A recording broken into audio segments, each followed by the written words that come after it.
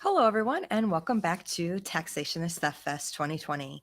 I'm your host, Dre, from Drunken Disorderly Media. Our next guest is Joe McHugh. Joe's an independent candidate for President of the United States. He's a Marine veteran, entrepreneur, and author of the book Hijacking America.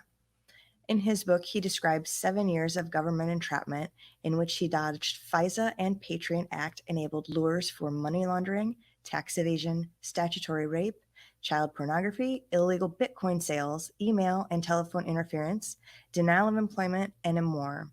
Based on the government's belief he stole classified information related to 9/11 being an inside job. Let's welcome Joe. Hey, Dre, how you doing? Good.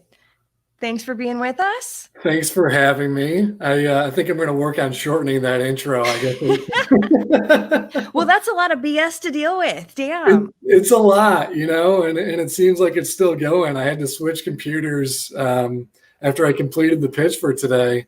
As I was getting ready to get, to get online, the camera stopped working and the mic stopped working. So,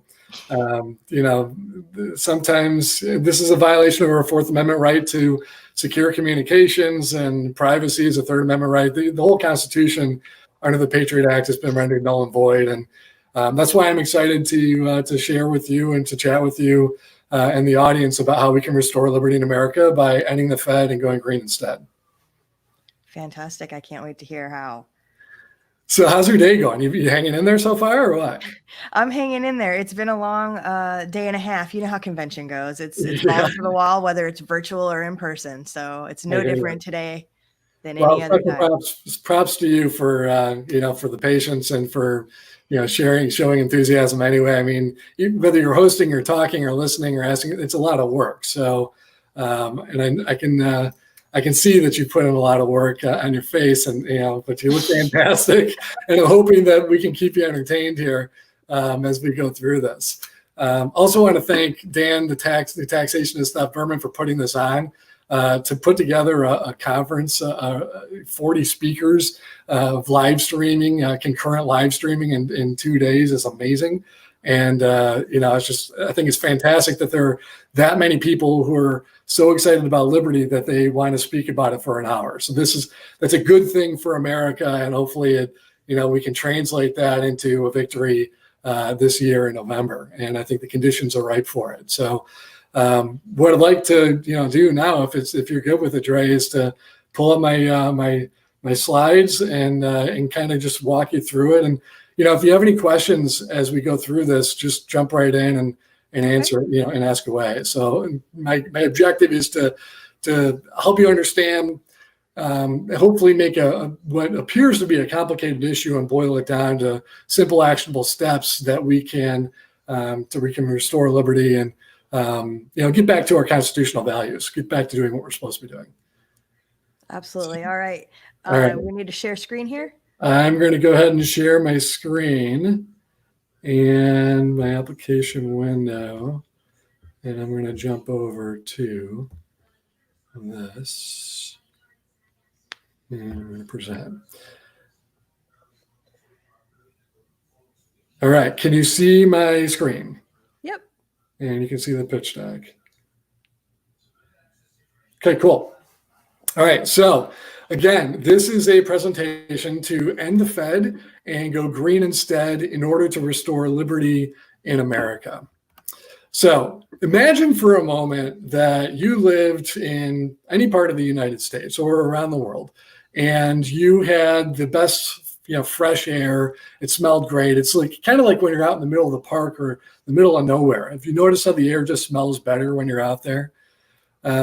So imagine that feeling of that fresh air and knowing that you can breathe in, you can take a big glass of water and know that it doesn't have lead or PFAS. You know that it's perfectly healthy. The food tastes great. You can eat the food without being worried about toxins or pesticides or whatever. You can actually afford a good living, and you do so, and you know that when you work an hour today, your money's going to be worth the same thing into the future, even 50 years into the future when you're ready to retire.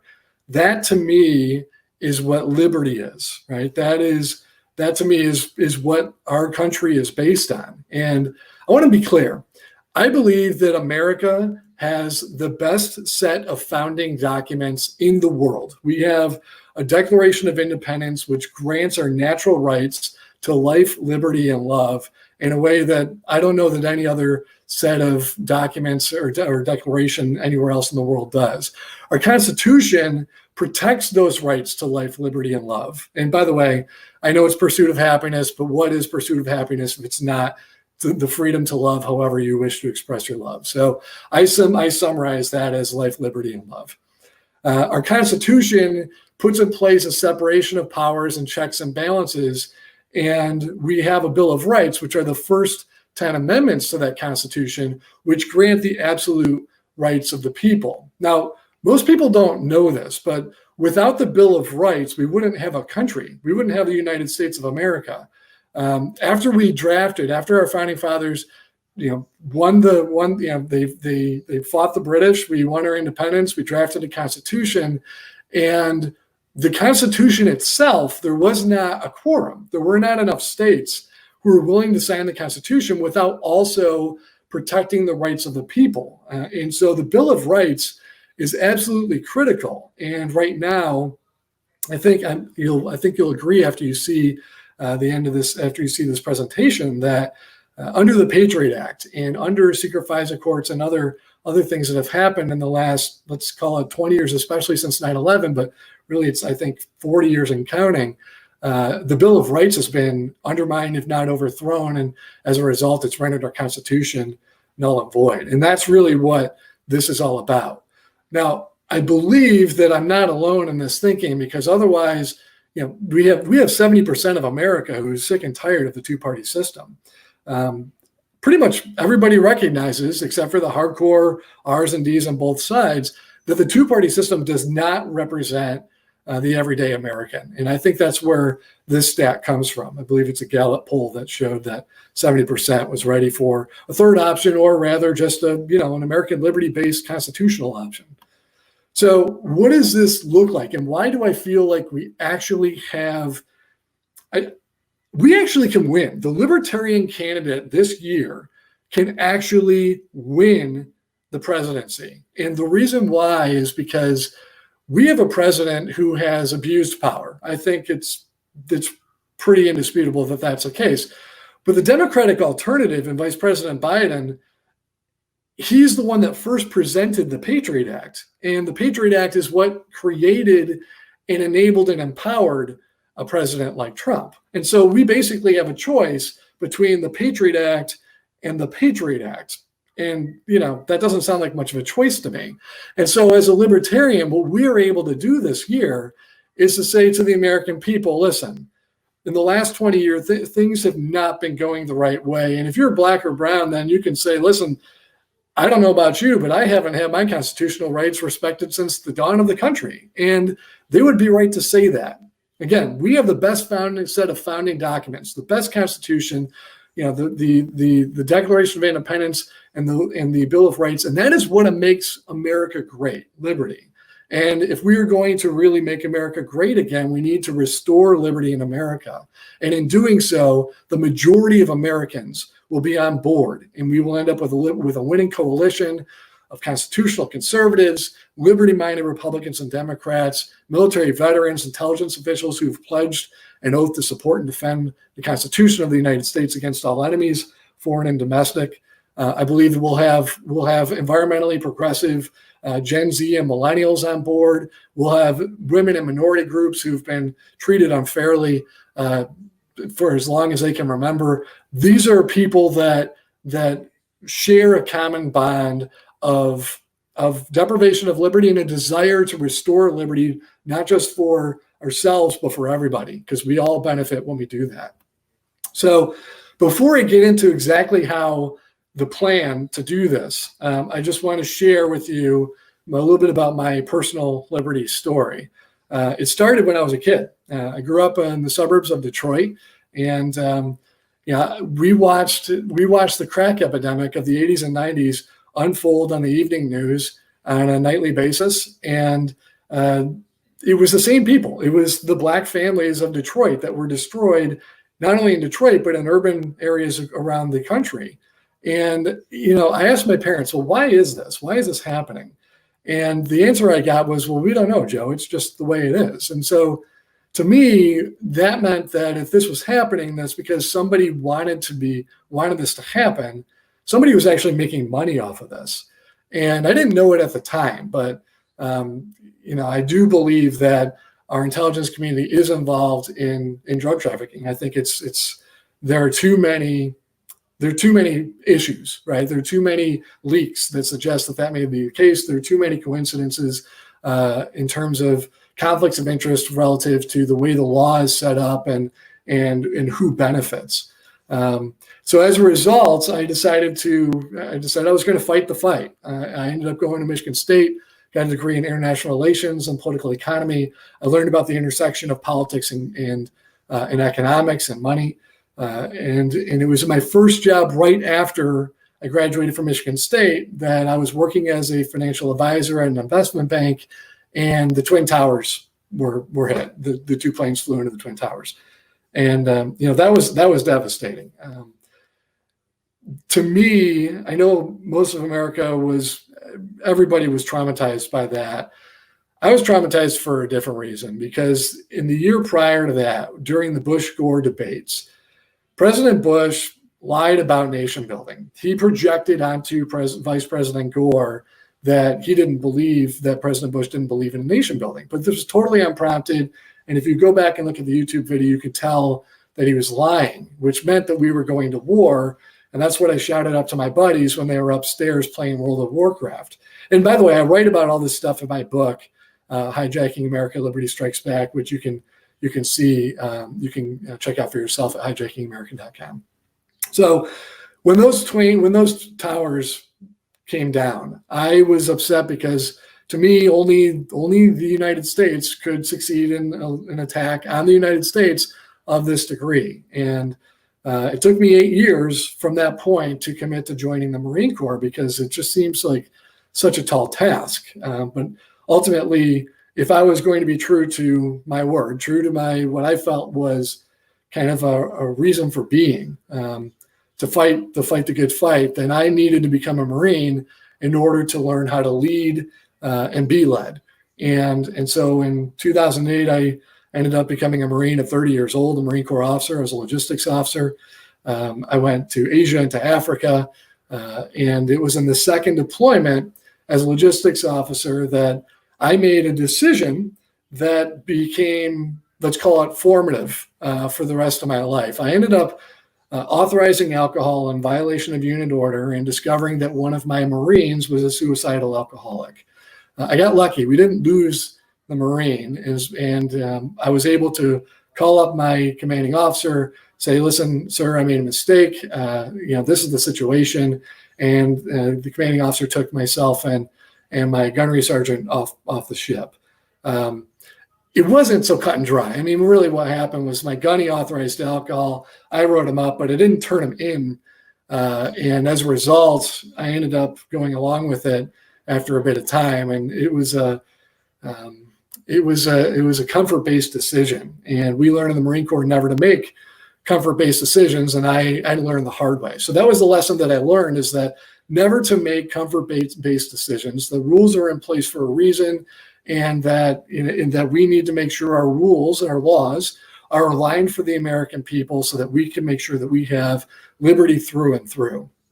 So after I got out of the Marine Corps, and actually what happened was that I felt so badly about what I did that I ended up taking my phone into a top secret room and I turned it on. But before I did that, I deleted everything on my profile. So now the Marine Corps is thinking, okay, what is this officer doing here? He deleted everything off his profile. He took a phone. The guy, they didn't know, right? But I was feeling horrible. I wanted to get out of uniform, and I knew that was a way to do it, but I didn't want to go to prison. So I got rid of everything. I didn't view anything. Anyway, what ended up happening, and I thought that I would end up getting an investigation or something for a short period of time, but I never received a warrant. And instead, what ended up happening is that the government had numerous people trying to live with me or monitor me. I had black FBI surveillance vans outside my house. I had one woman come in saying that she was an Air Force, had an active Air Force clearance. And then she tried to ingratiate herself with me by saying that she believed that 9/11 was an inside job. The executive director for Air Force investigations looked at my LinkedIn profile right at when the start of all this was happening without, without turning off, so I could see who was looking at my LinkedIn profile, because it shows you if you have a certain level of privacy. And so I knew that this was going on, and I just hoped my plan was to provide as much transparency as possible so that they can complete their investigation and be over and done with. Unfortunately, that never really quite happened. And instead, the Patriot Act enabled them to do exactly what the IRS entrapment tool just reauthorized, to monitor, surveil, obstruct, and interfere, everything you can think of, basically prevent you from making any progress in your life and steal your future. That's what they did since 2012. And I ended up getting into business school by not telling a soul about it. I didn't use any military references. I changed my most recent resume structure by volunteering to do some Hurricane Sandy relief, so that I could tell a positive story on my application as opposed to the negative story related to the Marine Corps. And I could also use different references. So that's how I was able to get out of that entrapment. In business school, I worked on launching a company called Earth Loans, and the objective was to undermine oil revenue, because in my studies, I learned that, independent studies on my own, I learned that it was oil revenue, in my opinion, that is controlling, the oil bank cartel is controlling America, and keeping us in these wars overseas and preventing us from transitioning to something that's clean, green, and healthy and wealthy, so that America can be free again. So I ran for office in 2002 after the Twin Towers came down for the first time.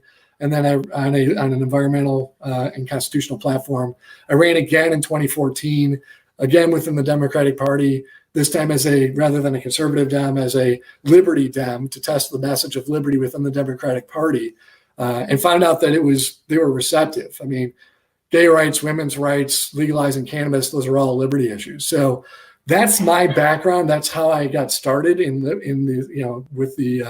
with my liberty mission.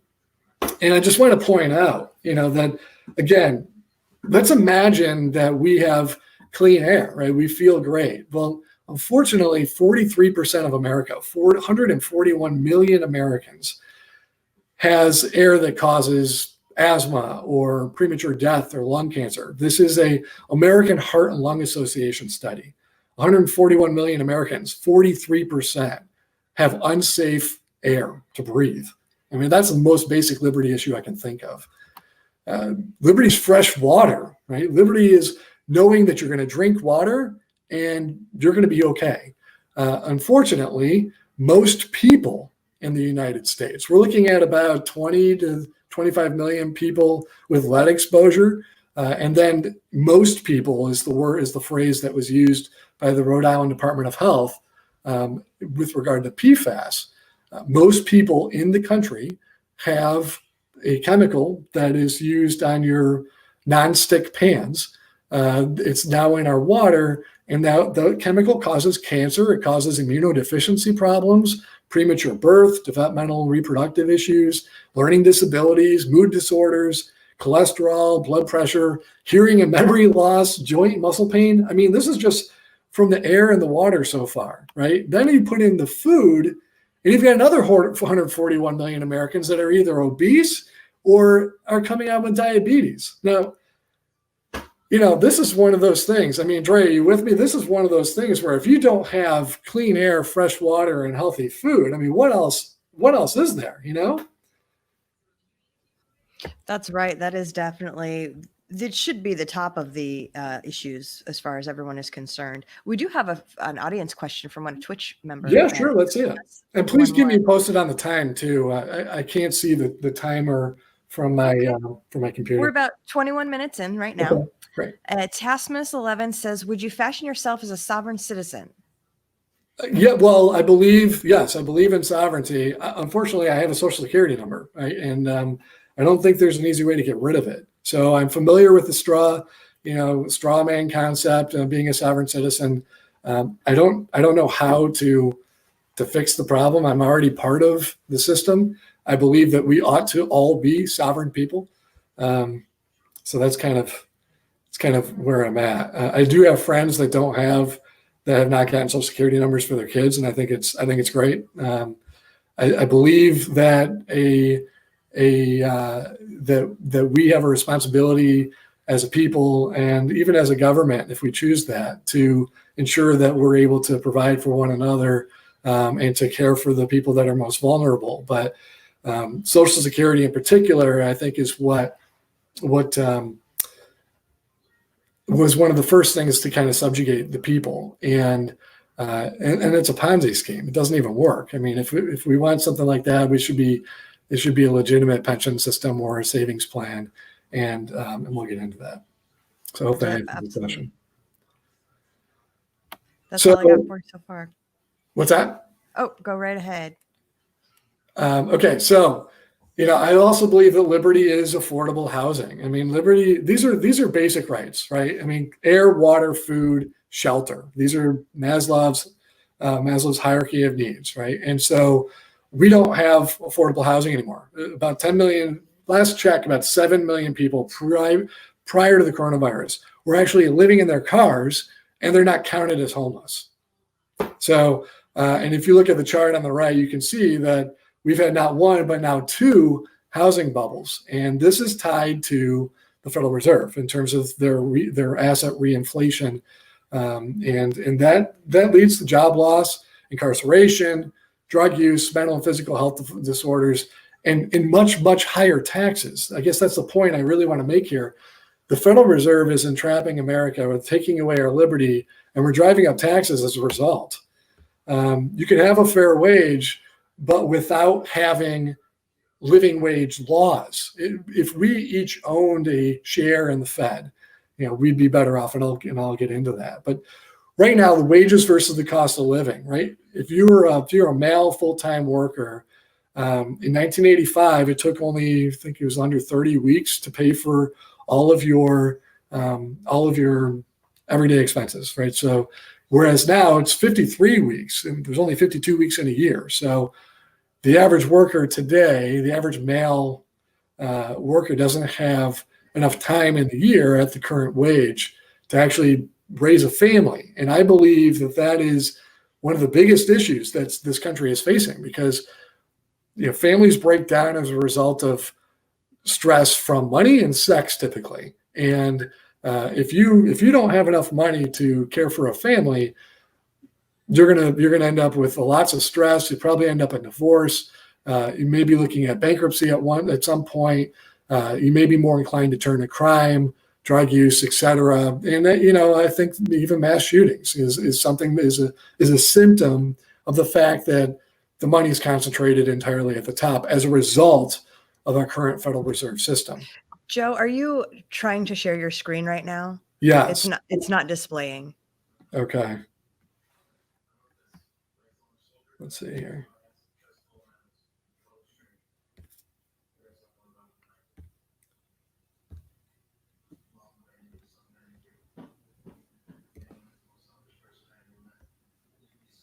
There we go. Oh, Okay.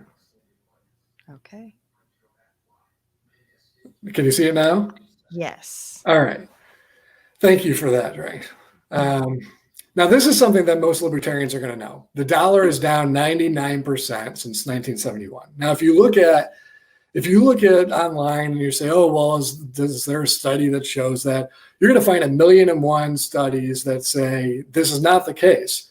But the simplest study is to say, what was the value of gold in 1971? And what is the value of gold today? And in 1971, the value of gold was right around $35-40 an ounce. And today, it's closer to $1,750, I think, was the last check on Friday, right around $1,750.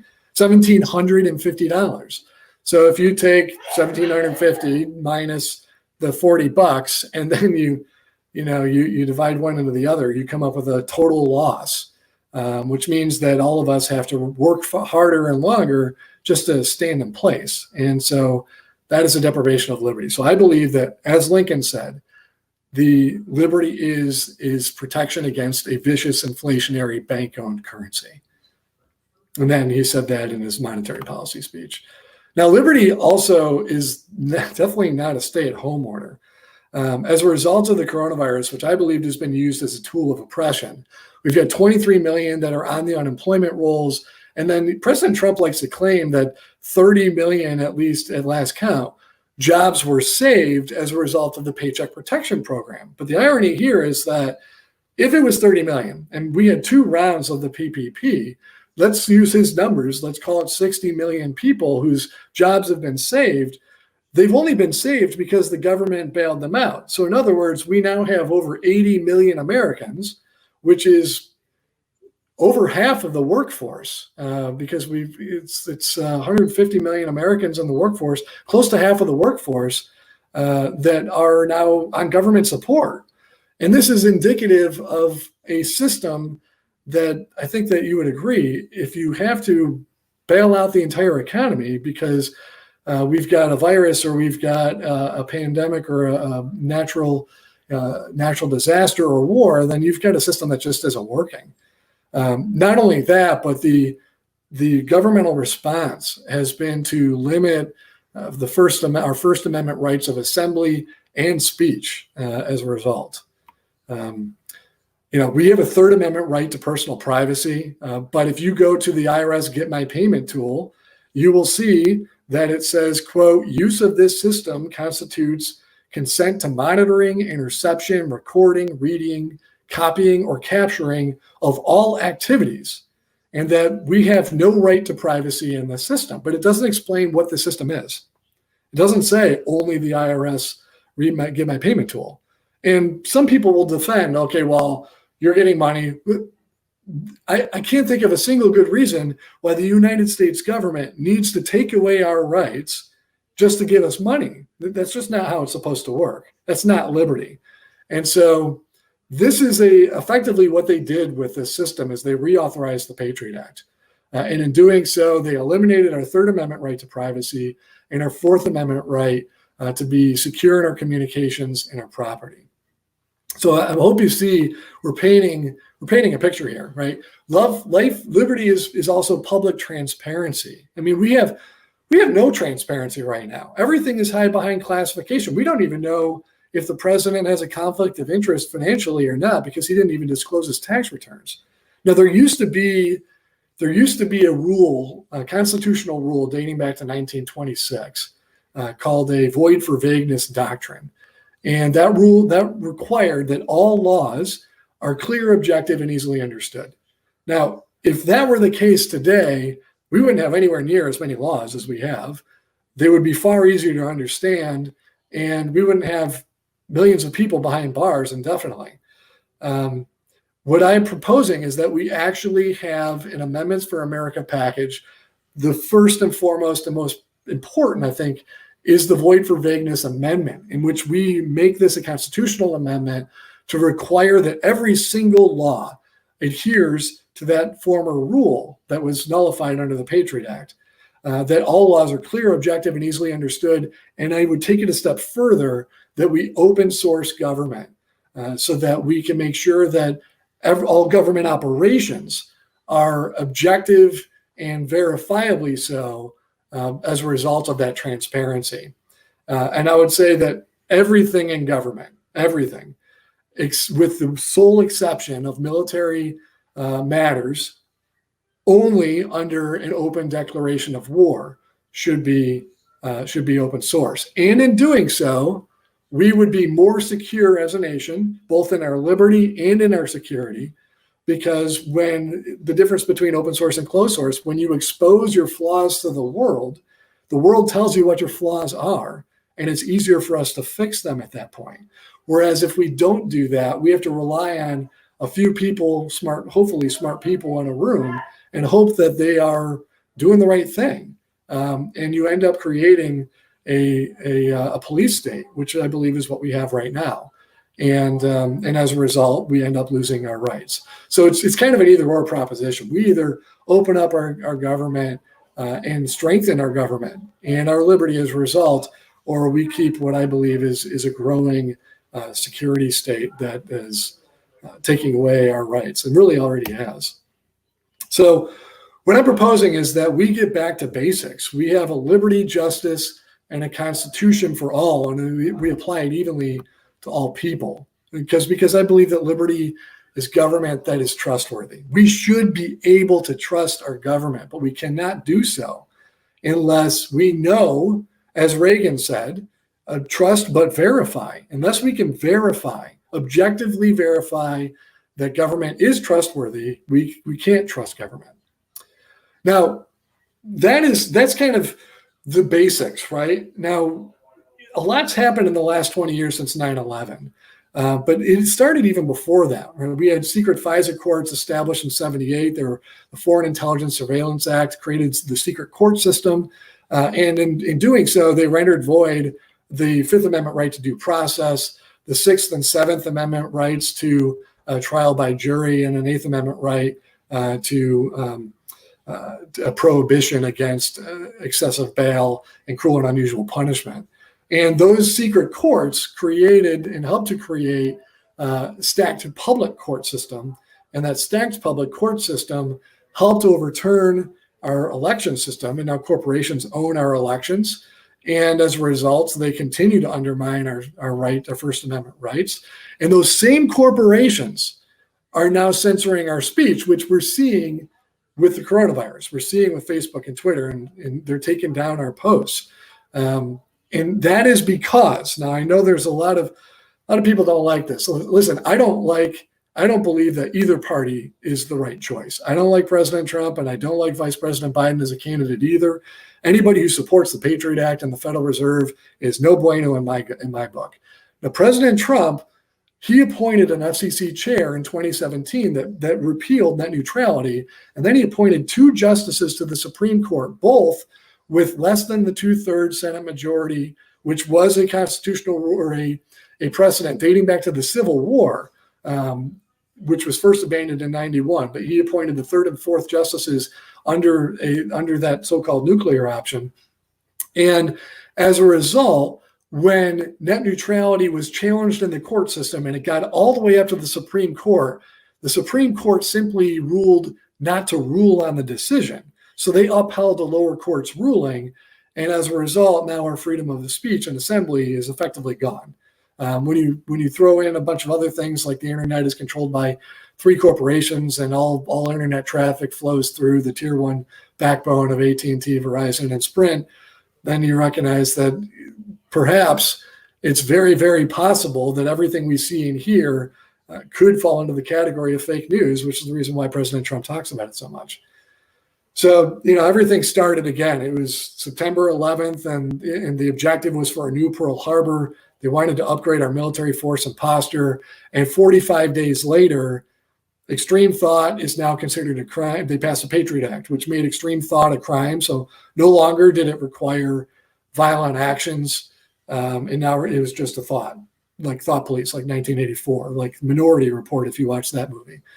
Mass surveillance, we know that from Snowden, loss of due process. And so now as a result, basically your 1st, 3rd, 4th, 5th, 6th, 7th amendment rights are gone. 8th Amendment right is gone. And we know the 9th and the 10th Amendment rights protect the rights of the people and reserve rights to the people and to the state and local government.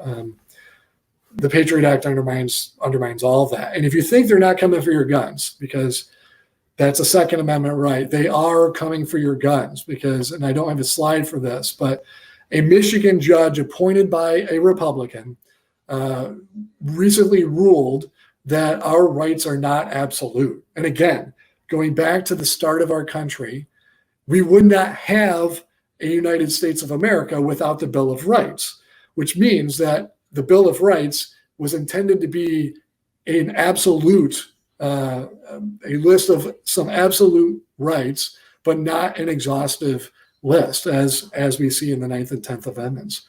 So today, instead of protecting our liberty with clean air, fresh water, healthy food, money that maintains value over time with affordable housing and a citizen dividend, today instead we build walls instead of bridges. We separate parents from children at the borders, and we set the precedent to to do the same for the American people.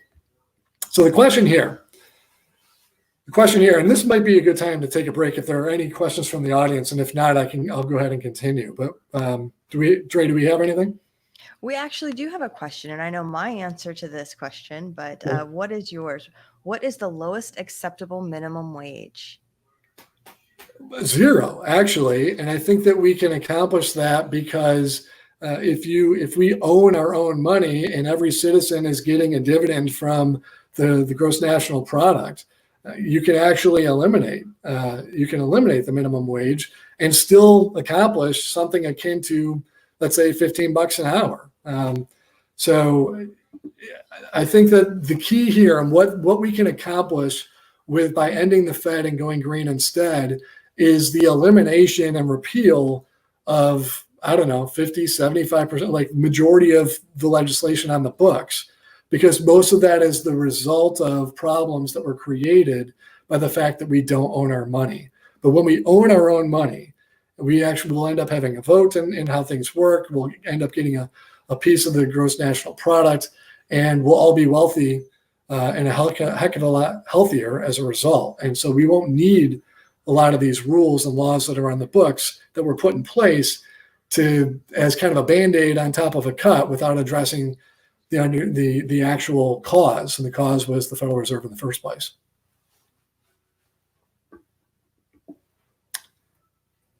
Sorry, Finn, I was muted. Sorry about that. Oh, that's okay. Yeah, I mean, it's crazy to me that people think that we just need to keep raising and raising and raising it, and people have a right to live at this wage, and it's just absolute. That's the bottom line. And we forget how and why that all became a thing. And I actually myself kind of do on occasion. I'm drawing a blank right now, honestly. But I know that it was, good intentions, I'm sure. But, who does it hurt most? The low-skilled, low-wage earner. Yeah, yes, and it also hurts business owners because every time you raise the minimum wage, you end up eliminating jobs. The real issue here is not so much the wage. The real issue is the fact that money tends to lose value over time, and therefore we have no objective measurement of value and no objective means of transferring value and storing value.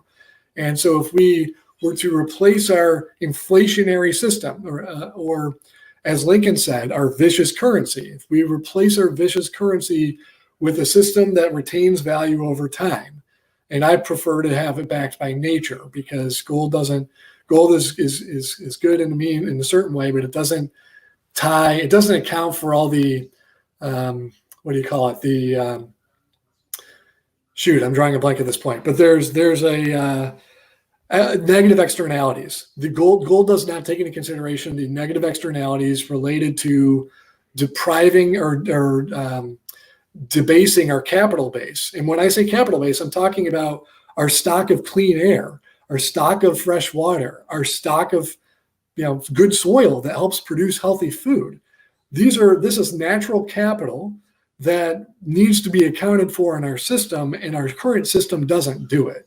And that's the reason. That's the biggest problem. That and the fact that they're inflating away the value creates a constant need to increase wages over time in order to keep up on the treadmill. But it doesn't address the underlying cause of the fact that the Fed is intentionally devaluing our money in order to keep us subjected to slavery over time. And that's the real issue here. What do you think about that, Dre? I mean, I'm presenting, but what do you think? Excuse me. I would absolutely agree. We have another comment from Zygmunt Reinbach. I hope I'm saying that right. He says, when you increase minimum wage while also increasing welfare benefits, you disincentivize people from finding meaningful employment. And I believe that is a false, that is another one of the false concepts that's been promoted by our economists employed at universities across the country who are on the payroll. I don't believe it. The issue here is, let's look at today, for example. You've got all those, we have 20 some odd, 80 million people that are effectively on government support as a result of Trump's brilliant handling of the coronavirus, and as a result of what I would probably argue is a democratic attack in some ways as well, because I think that this is probably another topic for another day, but whether or not there really is a pandemic is something I think worthy of exploring. But whenever you have welfare recipient or welfare or money that's given out, let's call it unemployment, let's call it, in this case, the unemployment is $600 a week. But if you go back to work, you stop getting it. That's the problem. That's what disincentivizes people from going to work. And I think that the issue here is whether or not we believe in compulsory work, or, which another word for that is called slavery, or do we believe in freedom? And personally, I believe in liberty and freedom, liberty, equality, opportunity, and freedom, not compulsion. I don't believe in slavery. And I think that's the system that we have. And that's what everybody keeps talking about when they say, oh, well, welfare means you don't have to go to work. No, what they're saying is the system, the way it's set up, is a disincentive to work. But if you own a share of the national product through the ownership in the Fed and a citizen dividend, you don't have to not work to get that. You should be able to do both. Instead, a properly structured program would encourage people to go to work and encourage people to become wealthier, because it's not money that you have to give up. So that's, I believe that there's a lot of people have been overeducated and miseducated, I believe, is what's really happening. And I can say that with certainty. My economics professor at one of the schools that I attended, he laughed off the idea that the Federal Reserve was a private bank. And even though it said so on their own website, right? So, these people they're everywhere. They're absolutely everywhere, and they're lying to us. And so that's why I think that President Trump is as popular as he is and within his own party, because half of what he says is true. The problem is the other half of what he says isn't. And it's difficult to discern what's true and what's not. The reality is we do have a system of fake news. 100%, he's right about that. And it's not just fake news, but there's a lot of education that's misinformed too. I want to just kind of drive home this point. And Dre, what's the time check on this? Ahead and let's hear your last point, and then I want you to go ahead and tell people how they can find you and keep up with what you're up to. Oh wow! So we're out of time, huh? We're running up on the clock. We are a little bit. How much time do I have here? You have a couple minutes. All right. So let me just drive home the point here. The golden rule: whoever is making the money makes the rules. And if we don't like the rules, we need to change those rules. So the objective is to end the Fed and go green instead. And the way we do that is to change the ownership structure of the Federal Reserve to a credit union, so that every citizen has an equal ownership stake in our economy, so that we can get off of oil and out of oil wars, and so we can invest into renewables and organics instead. We can open source our credit system to make sure that it's objective and verifiable, and so that we know for a fact that the closed source, TransUnion, Equifax, and Experian aren't still redlining. That's entirely possible. They could be doing that. When we do this, what we will do is we will freeze and seize the Fed assets. So at least 50% of our total debt is owned by the Federal Reserve. Another 25% is intra-government debt, and about 25% is foreign debt. When we freeze and seize the Fed, we will be able to cancel the intra-government debt and take the $12 trillion in assets that the Fed has and redeploy that in the form of a universal savings account to the people, and that money can be invested for healthcare, for retirement, and for the environment all at the same time. And we will also end debt as money. And so our total debt at that point will be closer to $6 trillion as opposed to $25 trillion and counting, courtesy of the coronavirus. So the summary so instead we replace the Fed with a credit union of the United States. It's a citizen ownership, gives every citizen a dividend. It's money that's backed by nature. It's stable value, and we can account for the negative externalities of depleting our natural capital. By open sourcing our monetary system, we can reduce corruption and improve transparency. And then, if anyone has any questions about how we do it, it's very similar to the way crypto is done. You do an ICO, and people don't know this, but that's exactly how the Federal Reserve launched back in 1913. They more or less conducted an off-chain ICO. It's a fundraising mechanism where you create a company and you allow people to subscribe and put the money in, and that's exactly what we would do here. And we would allow up to, we would back it by nature, and we would use natural assets like land and water, and we would geotag it. And I've got a whole paper done on this, and I created it when I was doing Earth Loans. But again, I would talk about the Void for Vagueness Amendment and the Planet Friendly Money Amendment. I think these are absolutely imperative if we are going to restore liberty in America. And I have this information on my website at libertystrikesback.com. So when we end the Fed and go green instead, we will restore liberty in America for the first time since 1913. We will be able to know with confidence that we will have clean air, fresh water, healthy food, affordable housing, a fair wage, a smaller government, and an ownership stake in our economy, which is absolutely critical. Until we do that, we'll end up in endless oil wars, and we'll end up being poisoned, which is exactly what we talked about at the beginning. 141 million Americans living in conditions of bad air, diabetes, and overweight. We can end all that. Whoever has the money makes the rules. It's time to end the Fed and go green instead. So thank you for your time, Dre. I appreciate you listening. Appreciate the questions from the audience. Go to libertystrikesback.com to get involved. And you know what? If you are a delegate for the Libertarian Party, I would appreciate your support this weekend. I would love to be the nominee of the party. And in doing so, I believe that we can call out the corrupt two-party system and let America know that this is our one-time opportunity to get rid of the Patriot Act, which Trump could have done if he wanted to when he had the largest Republican majority in GOP history since 1929, and he didn't do it. We get rid of the Patriot Act. Let's end the Fed. Let's go green instead and create a healthy, wealthy, and free America. Thanks a lot. Appreciate your time. Thanks for being with us, Joe. And that was a great